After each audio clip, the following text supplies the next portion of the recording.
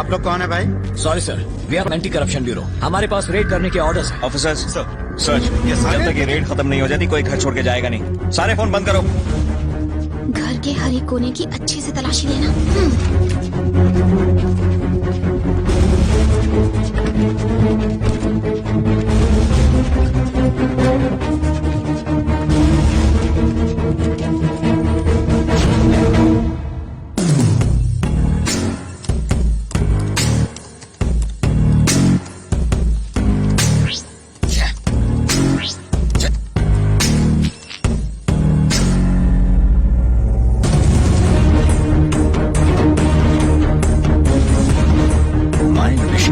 ये फोटो खोलो।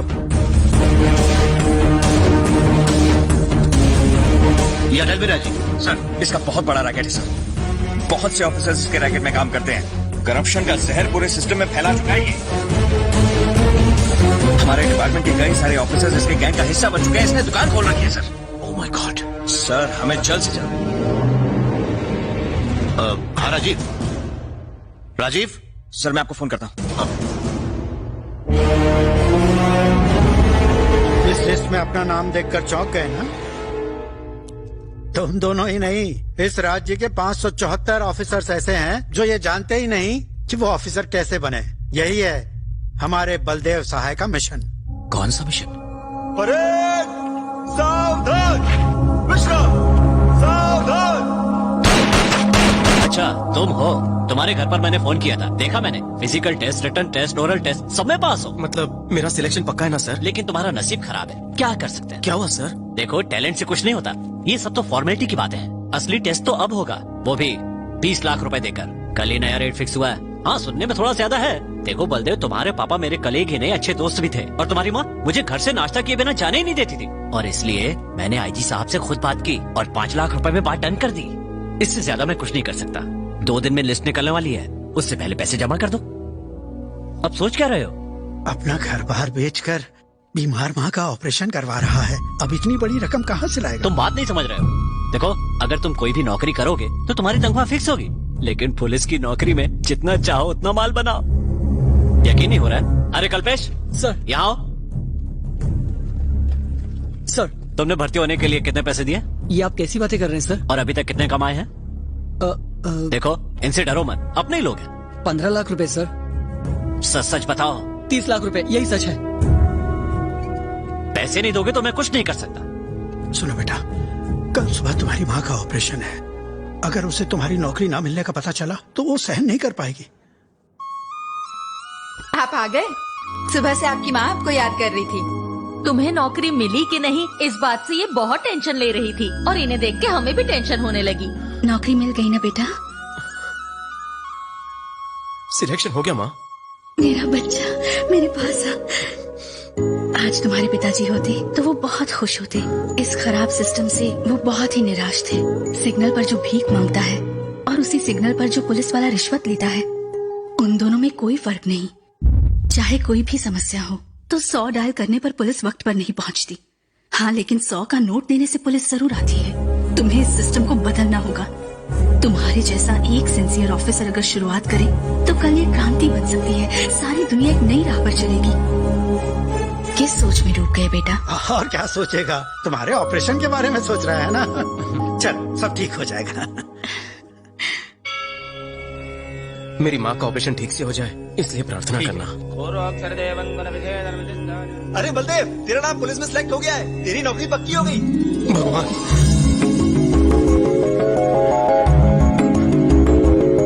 मामा जी आप यकीन नहीं करेंगे, मुझे नौकरी मिल गई मामा जी।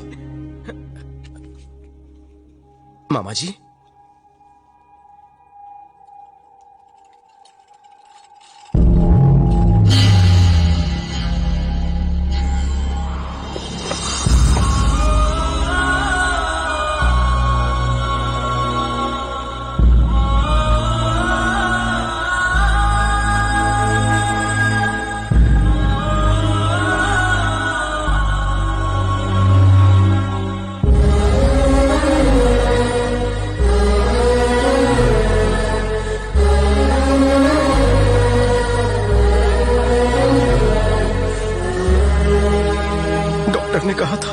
ऑपरेशन के बाद ये ठीक हो जाएगी। अगर ऑपरेशन होता तो ठीक होती ना।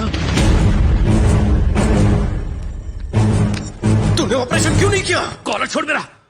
तुम्हारी माँ ने मना किया था। आपको पता है ऑपरेशन नहीं किया तो क्या होगा? आपकी जान को खतरा हो सकता है माँ जी। मेरे बेटे की नौकरी मेरी जिंदगी से ज्यादा जरूरी है। इस ऑपरेशन से मैं ज्यादा से ज्यादा 2-3 साल और जी पाऊंगी, लेकिन मेरे बेटे को नौकरी मिलेगी तो वो पूरी जिंदगी खुश रहेगा। सर प्लीज इलाज के पैसे लौटा दीजिए। उन्हीं लौटाए हुए पैसों से वो पुलिस ऑफिसर बन पाएगा। अगर उसे नौकरी नहीं मिली तो मैं कभी अपने आप को माफ नहीं कर पाऊंगी।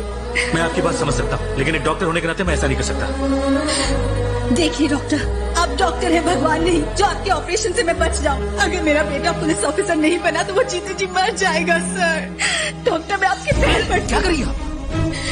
मेरे बेटे की जिंदगी अब सिर्फ आपके हाथ में है।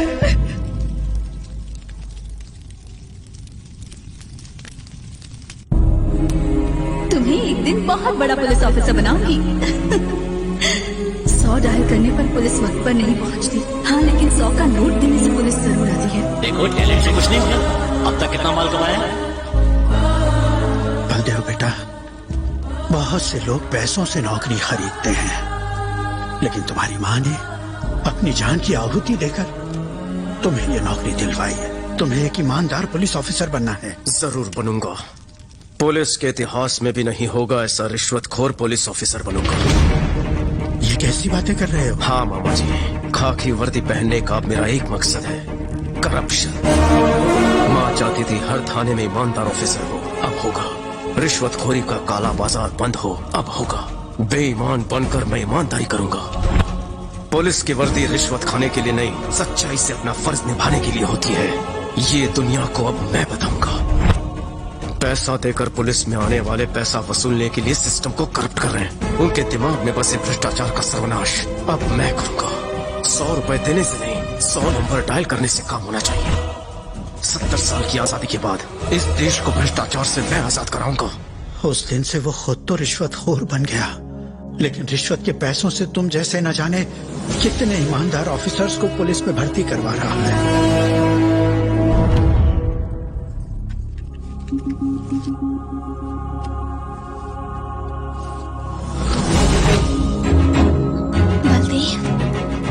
उसने अपना ट्रांसफर इस शहर में क्यों करवाया है पता है? उन 574 ऑफिसर्स में से एक ऑफिसर गौतम भी था, जिसकी फैमिली को बेरहमी से मारा गया। और उन कातिलों का खात्मा करने के लिए ही उसने यहाँ कदम रखा है। उन्हें अंजाम तक पहुँचाना ही उसका मकसद है। उसने कत्ल के चश्मदीद गवाह तिवारी को भी ढूंढ निकाला है। बलदेव सहाय एक नए युग की शुरुआत करेगा, जिस युग में ना तो करप्शन होगा ना ही झूठ। पावर कैसे हासिल किया जाता है और कैसे इस्तेमाल किया जाता है, बलदेव दुनिया को बताएगा।